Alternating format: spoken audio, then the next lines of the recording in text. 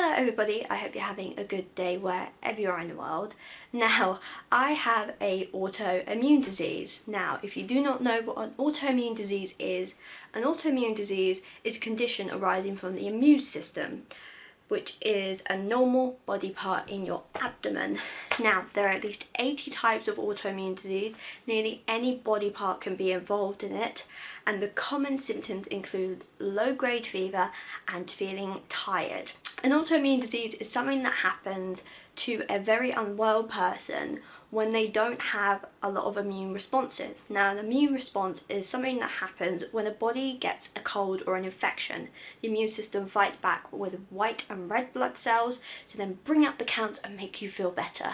However, because my cancer treatment all those years ago, all those yonders ago, and the current treatment I'm on now, my immune system is tipping a little bit out of balance, and I have had immune disease for nearly over a year now, and I have to say it sucks. And these immune diseases can make you bedridden, it can make you tired, you don't have an appetite, you can't even walk. There are so many different responses that I've had over the past year that my body has basically given up and thrown everything at me. I'm now suffering from tachycardia, which is lovely as well. I wanted to make a video basically to say how it is and what you can do in the meantime if you are suffering with any autoimmune disease, because I didn't have a guide. If anything, my doctors were not really helpful or sympathetic. They just said, well, there's nothing we can do. You might have it for a year, you might have it for 4 to 8 weeks, we'll see in the balance. And because I'm generally an unwell person anyway, I just got very angry and started to freak out a little bit. So I am going to give you some tips and advice on how you can make the most of your time if you have a autoimmune disease, because going through this, I needed advice, I needed tips, and I needed someone to talk to me and say, it's going to be okay. Now, I'm going to give you a demonstration of what actually happens to your body when you have a autoimmune disease. So, imagine your immune system is this candle. You're very well and you're very healthy, and everything you do, you fight back a cold. You are like the strongest warrior you've ever seen. Now, over time, your immune system, from colds and flus and all these wonderful concoctions of illnesses that we do get over time, starts to slowly fade. Now, what happens is an autoimmune disease arises. In this case, in my case, I was very healthy last year. So normally an autoimmune disease does not affect a very generally healthy person. My one doesn't anyway. I'm not sure about the other 79 types. I could be wrong, but for my autoimmune disease, it normally affected very ill people. I was quite healthy, therefore I got an autoimmune disease. Now, this candle is your autoimmune system, and this basically says, right, I'm going to fight a cold, I'm going to make you feel better, which over the years I've known that my body sucks at taking colds and flus into their strides and make me suffer them for twice, even triple the amount of time it should be. So, I'm the autoimmune disease, this is my autoimmune system. Gone.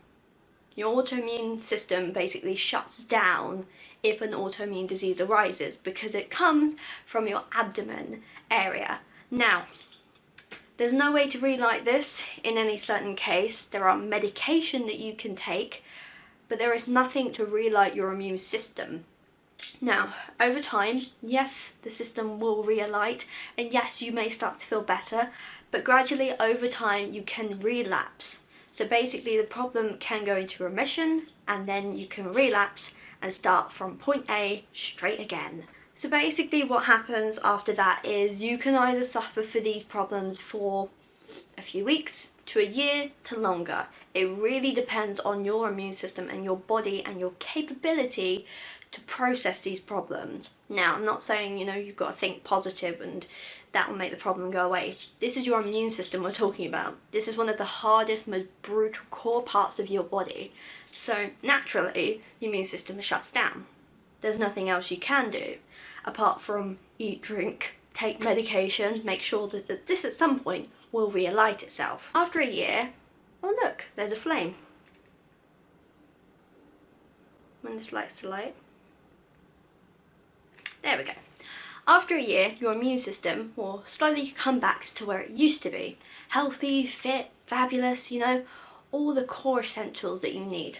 Now, if you're going through extensive treatment, let's say cancer, your immune system will automatically shut down anyway. It can't process the amount of problems that is going on.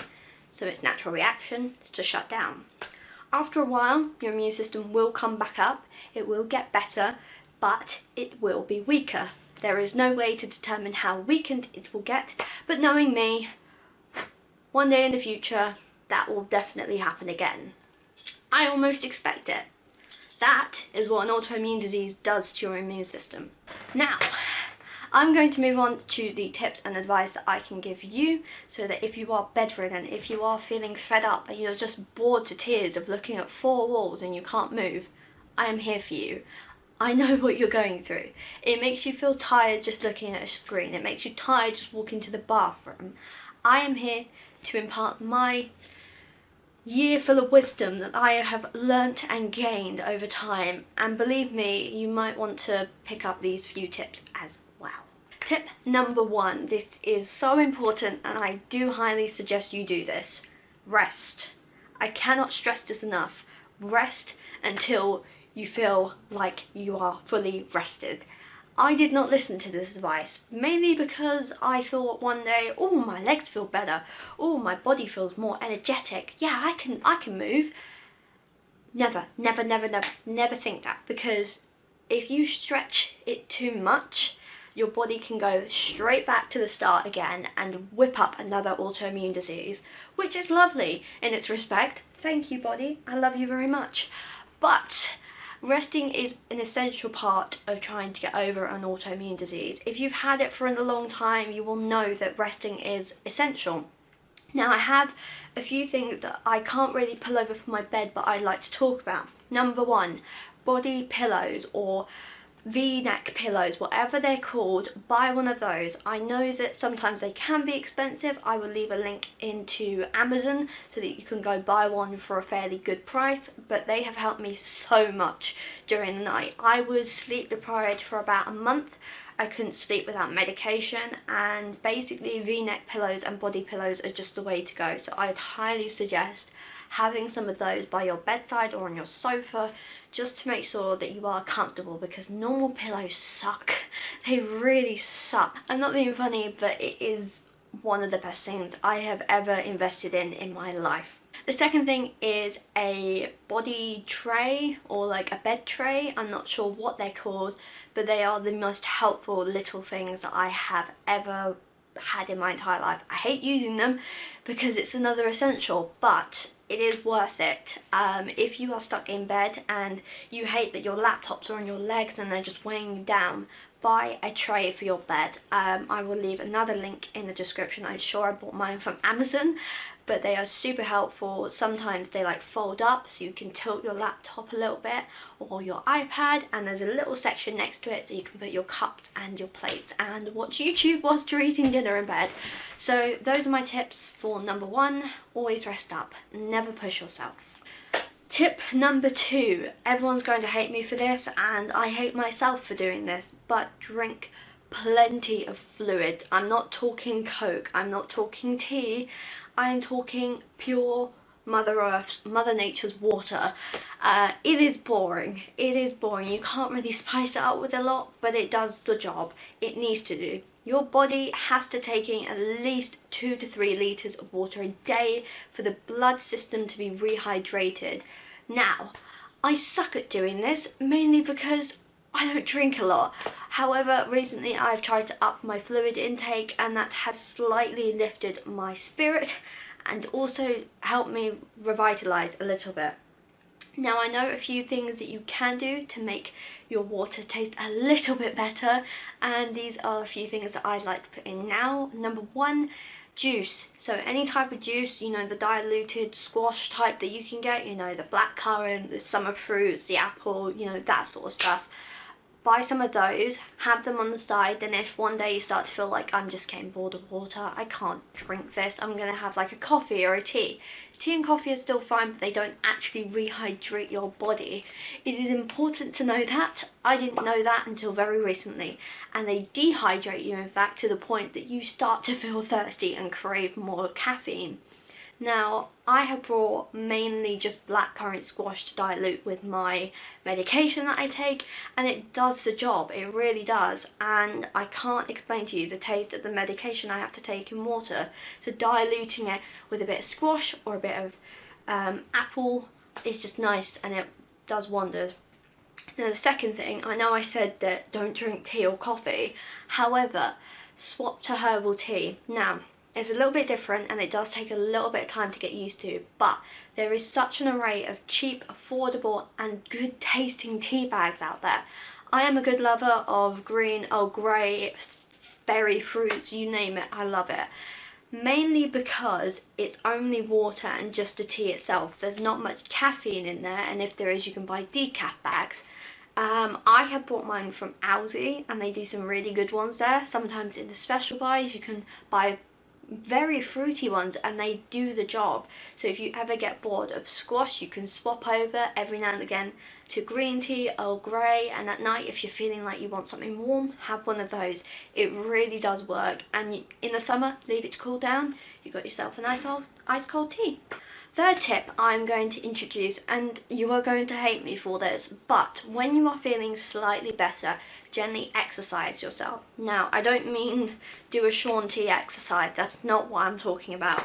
I mean gently exercising your legs. Now, as I have experienced over the past year, exercising is something that I'm basically intolerant to. I don't like it. However, I have been doing yoga recently, and this is just a very simple 5, 10 minute, 20 minute exercise that just strengthens up the muscles back together and makes you more energetic.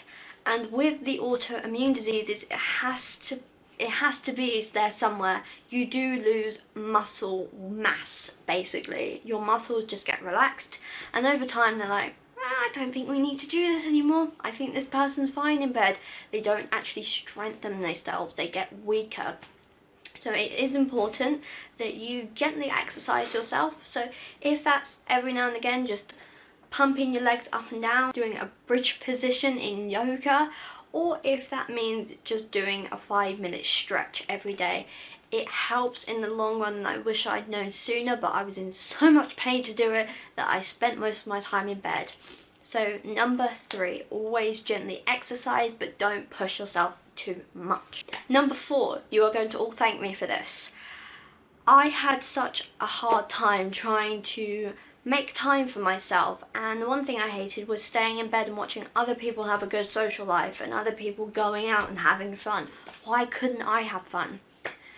I highly recommend doing this, it's amazing, and that is watch all your favourite TV and movies. Yes, I'm talking good old binge watching. Find a good series that you love, or a good films, prequels, sequels, whatever you want to call them, and watch them back to back.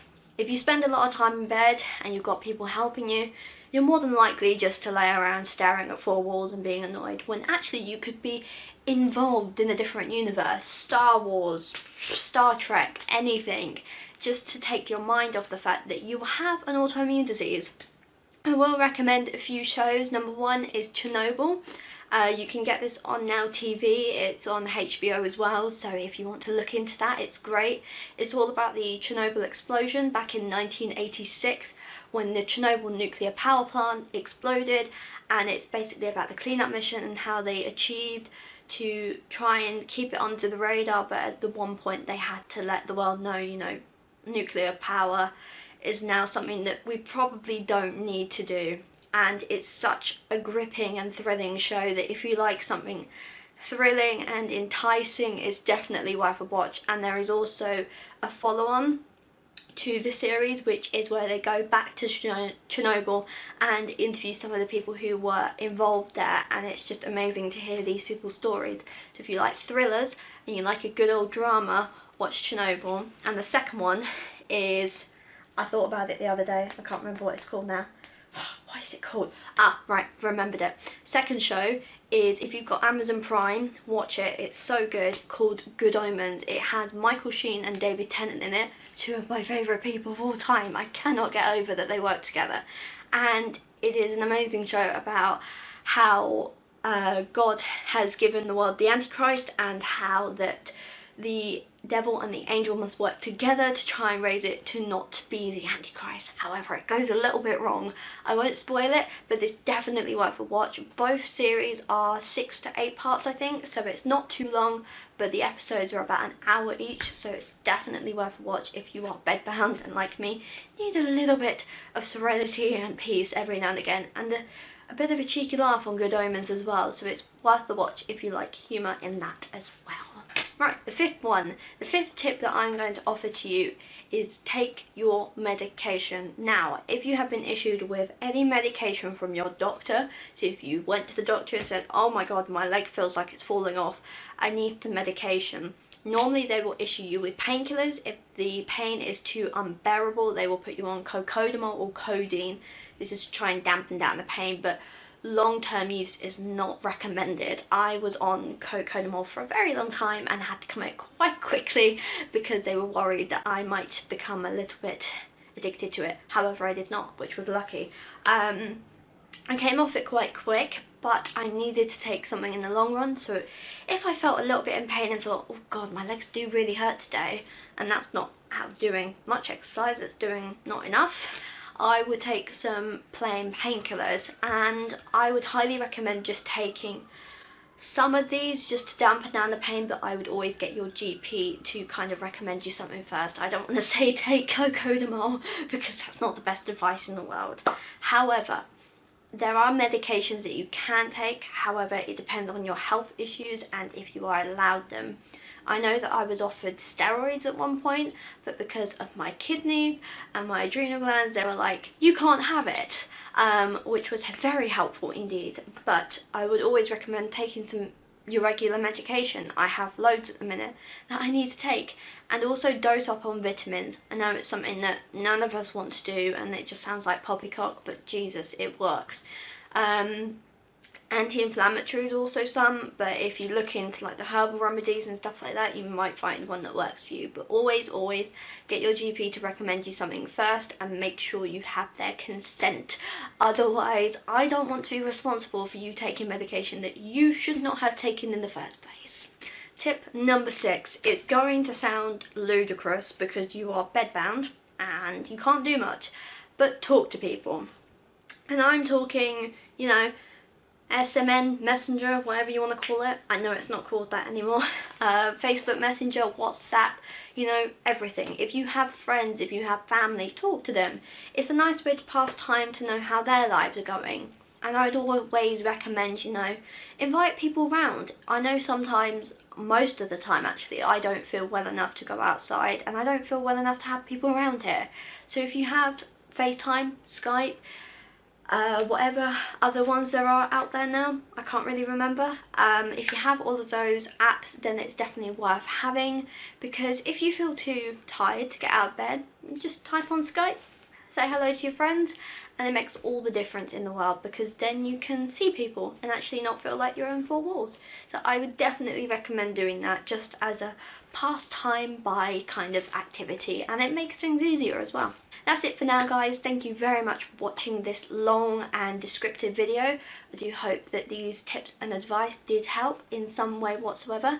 Let me know in the comments if they did or not, and what you want to see next. Please click like, share the video around, make sure it gets to as many people as possible who are suffering from autoimmune diseases, and also subscribe, hit that bell, because now YouTube, for some reason, doesn't make people notified when they subscribe to this wonderful channel.